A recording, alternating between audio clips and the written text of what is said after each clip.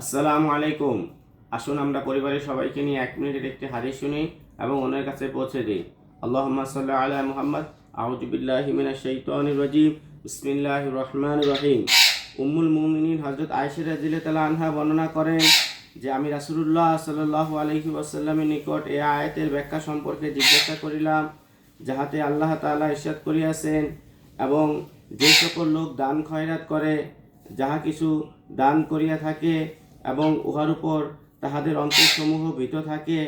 হযরত আয়েশা রাদিয়াল্লাহু তাআলা আনহা আরজ করিলেন, এই আয়াতে কি ওই সকল উদ্দেশ্য যাহারা শরাব পান করে এবং চুরি করে, অর্থাৎ তাহাদের ভয় কি গুনাহ করার কারণে?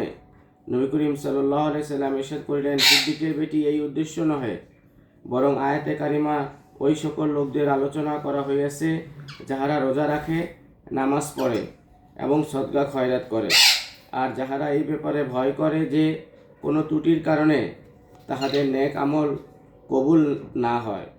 ইহারা ওই সমস্ত লোক যাহারা দৌড়াইয়া দৌড়াইয়া কল্যাণসমূহ হাসিল করিতেছে এবং উহার প্রতি অগ্রগামী হইতেছে। তিরমিজি শরীফ থেকে বর্ণিত হাদিসটি। আল্লাহ তাআলা আমাদেরকে যে হাদিস থেকে পড়লাম এবং শুনলাম, ইহার উপরে আমল করার তৌফিক দান করেন। আসুন আমরা সৎ কাজে আদেশ ও অসৎ কাজে নিষেধ করি এবং পবিত্র কোরআন শরীফ থেকে একটি আয়াত হলেও তেলাওয়াত করি। আসসালামু আলাইকুম।